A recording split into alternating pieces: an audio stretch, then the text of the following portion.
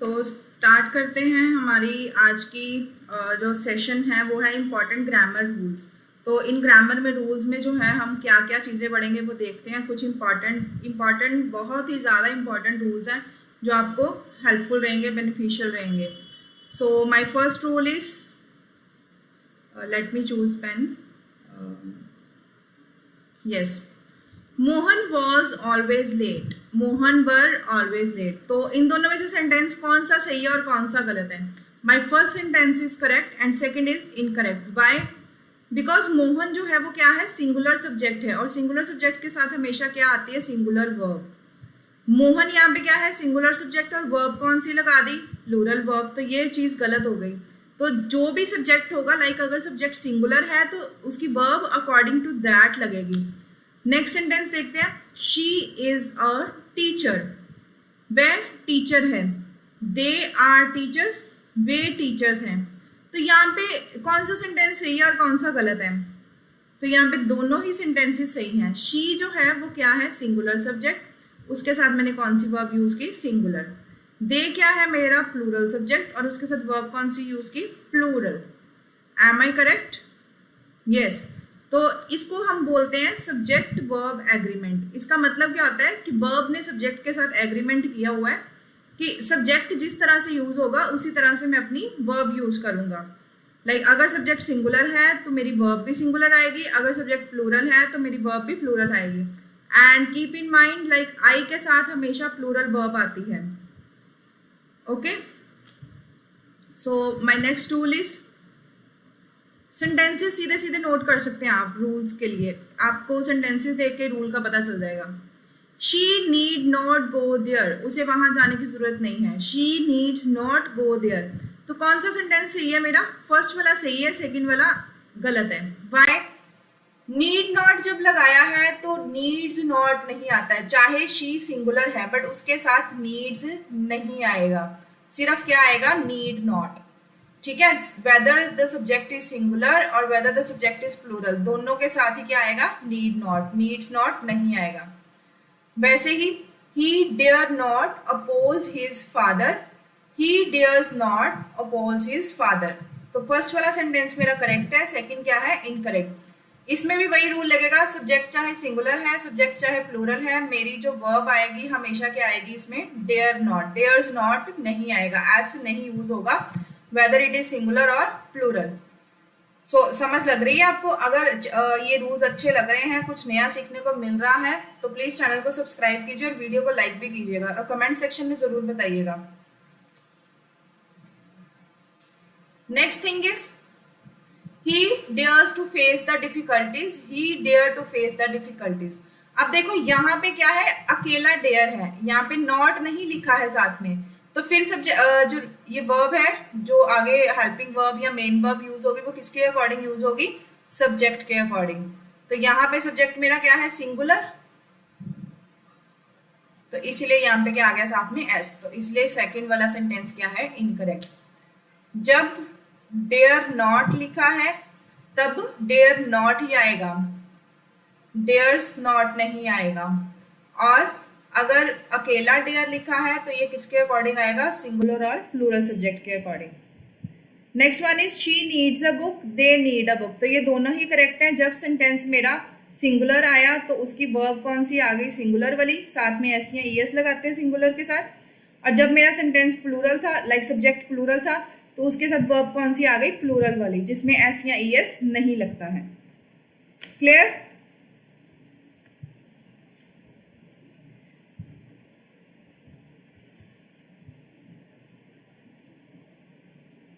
अब जब लिखा मैंने he dare not come here, he dare not to come here, जब मैंने डेयर नॉट लिख दिया ना तो फिर टू लगाने की जरूरत नहीं है। नीड नॉट लिख दिया तो फिर भी टू लगाने की जरूरत नहीं है, सीधा क्या आएगा, ही डेयरंट कम हियर, उसकी यहाँ आने की हिम्मत नहीं है। यू नीडेंट गो देयर, तुम्हें वहां जाने की जरूरत नहीं है। तो जब भी डेयरंट या नीडेंट आता है तो उसके साथ हम टू यूज नहीं करते हैं। क्लियर? बड़े सिंपल सिंपल रूल्स है, मैंने सेंटेंसेस के साथ बना के इसलिए आपको बता रही हूँ, आपको याद हो जाए।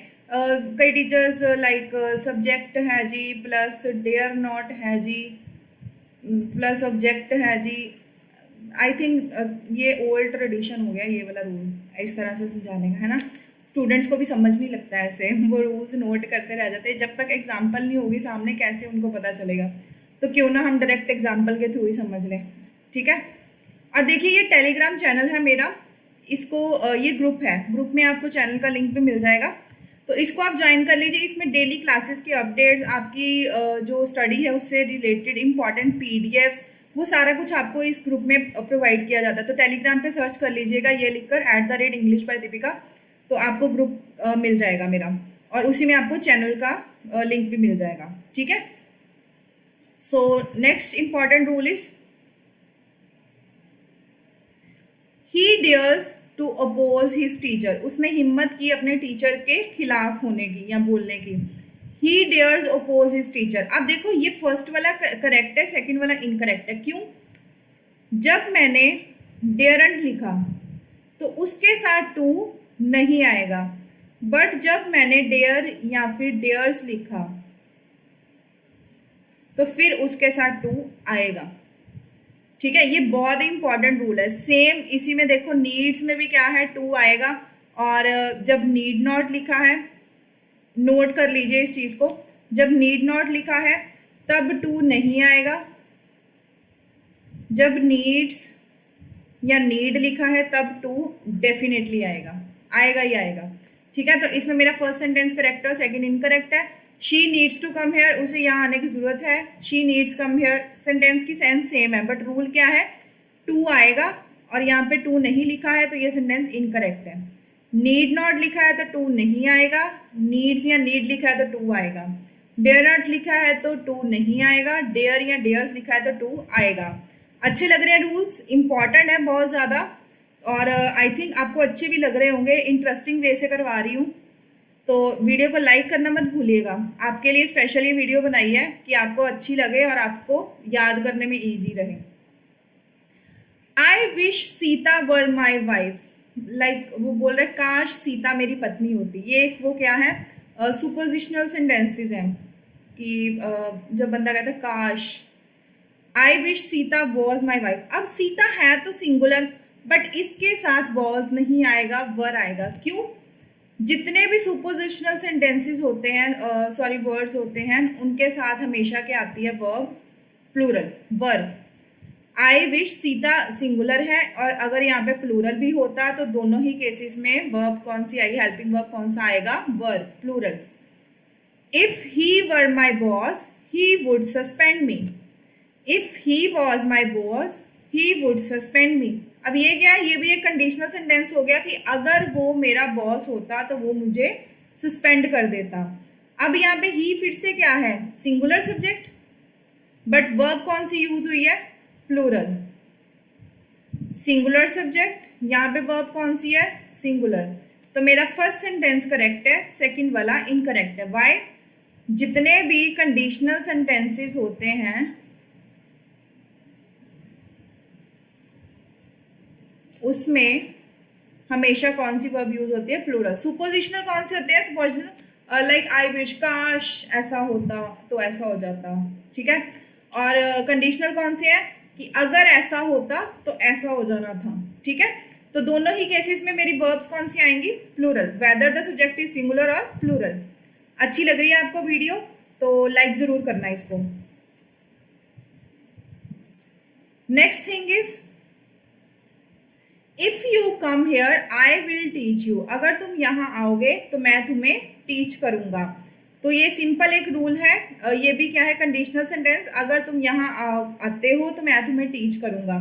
तो यहाँ पे क्या होता है, सिंपल प्रेजेंट लगता है फर्स्ट वाले में, और बाद वाले में क्या लगता है, simple future, like present indefinite और फ्यूचर इंडेफिनिट भी बोल सकते हैं। इफ वाले केस में क्या लगता है, सिंपल प्रेजेंट, और उसके बाद कोमा वाले केस में क्या लगता है, लाइक ये हो गया कॉज, मतलब अगर तुम आते हो, then the result will be I will teach you, ठीक है। और रिजल्ट वाले पार्ट में क्या लगेगा, simple future, future indefinite. Sneha looks as though she has been working, ऐसा स्नेहा ऐसे लगती है जैसे कि वो काम करती है, मतलब जॉब करती है या कुछ, ठीक है। तो यहाँ पे फर्स्ट वाले में क्या आया, फिर से सिंपल प्रेजेंट, और लुक्स मतलब ऐसा लगता है, हो सकता है, आपकी सोच है ना, लगता है, तो इस तरह के सेंटेंसेस में क्या आता है? Present perfect continuous, she has been working.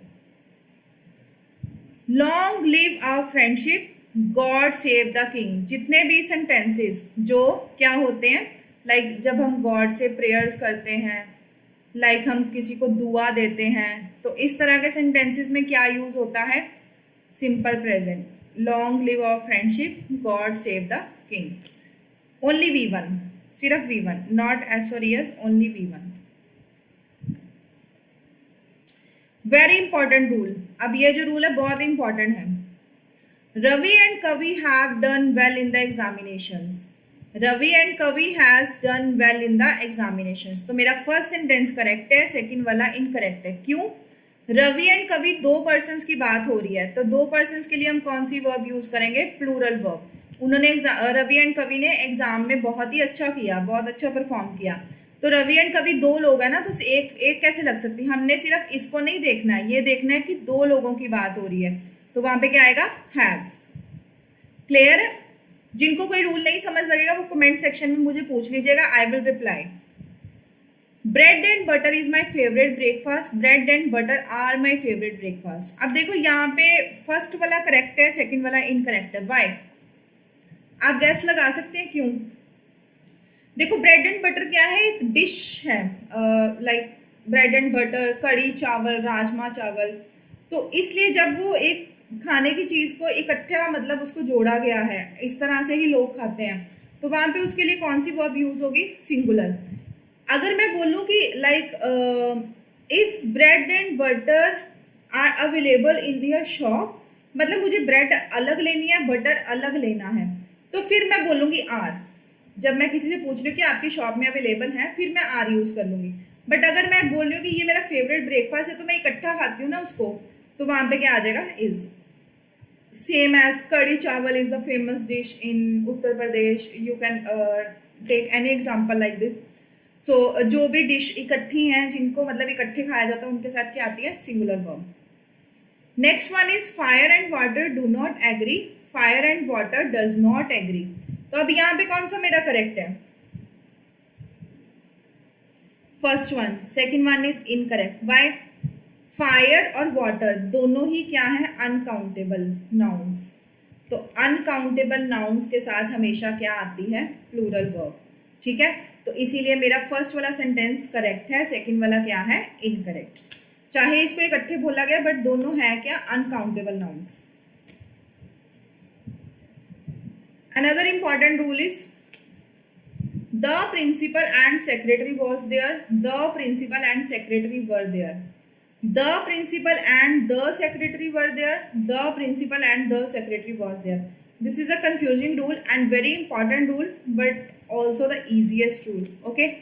So the principal and secretary was there. This is correct and this is incorrect. This is correct and this is incorrect. अब देखो यहाँ पे वॉज, अब डिफरेंस आया कहाँ पे?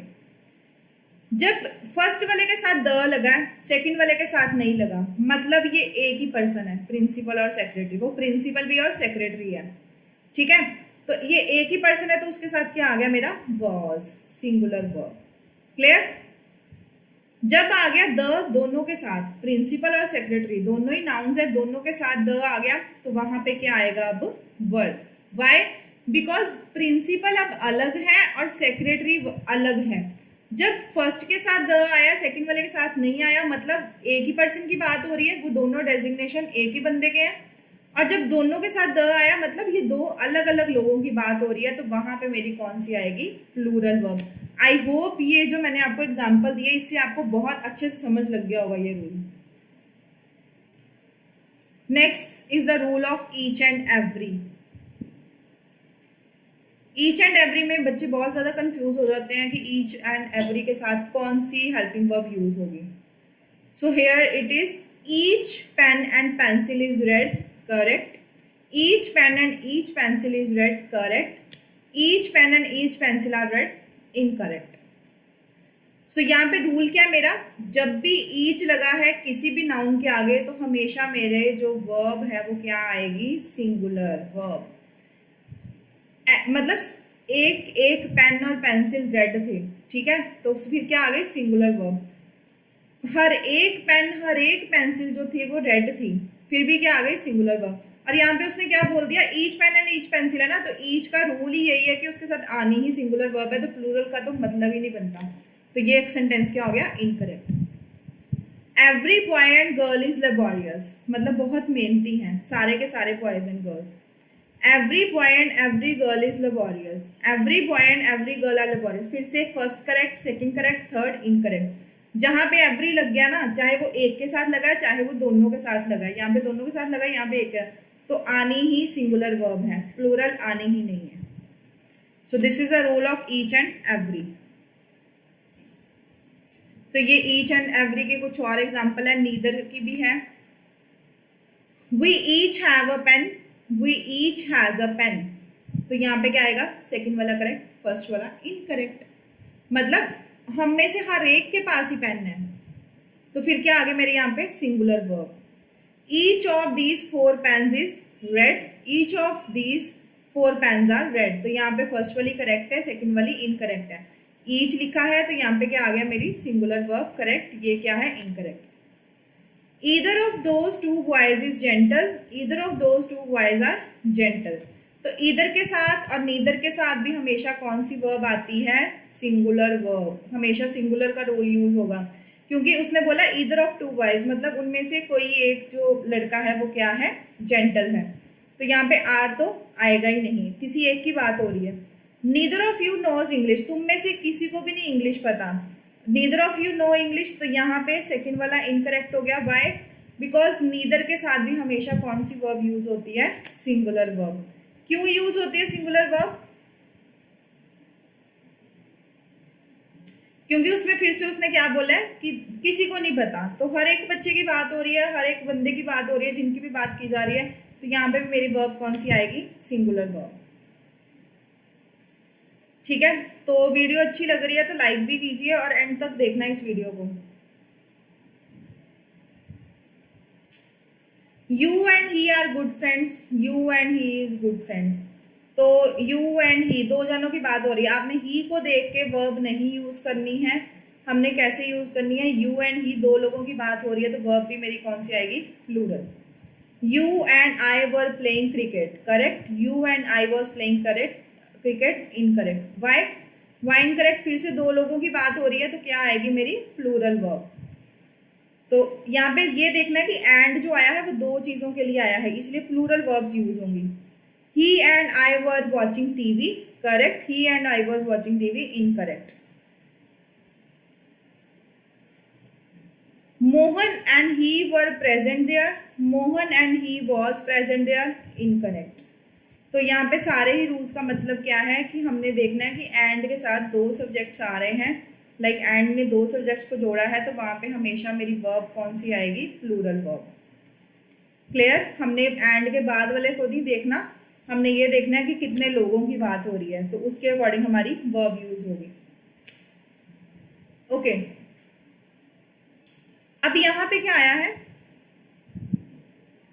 सेम थिंग है, पहले दो लोगों की बात हो रही थी, अब तीन लोगों की बात हो रही है। I you and he are guilty, I you and he is guilty, तो फिर यहाँ पे क्या आ गया, तीन लोगों की बात हो रही है, तो मेरी वर्ब क्या आ गई, प्लूरल, और यहाँ पे मेरी वर्ब क्या आ गई, singular, so this one is correct, this is incorrect. Many are absent from the class, many is absent from the class, तो जैसे ईदर, नीदर, ईच, एवरी, इनका क्या रूल था, सभी के साथ क्या आनी थी, सिंगुलर वर्ब, और मैनी के साथ क्या आएगी, हमेशा प्लूरल वर्ब, क्योंकि मैनी ज्यादा जनों की बात हो रही है।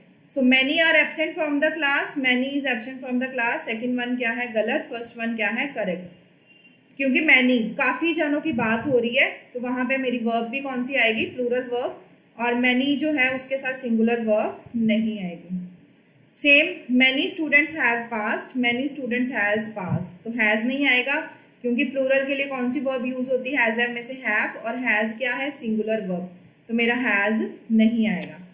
क्लियर, तो ये थे इंपॉर्टेंट रूल्स आज के जो मुझे आपको बताने थे ग्रामर के। इन सारे ही रूल्स की जो है वो आप नोट्स बना लीजिएगा एग्जाम्पल्स के साथ ही।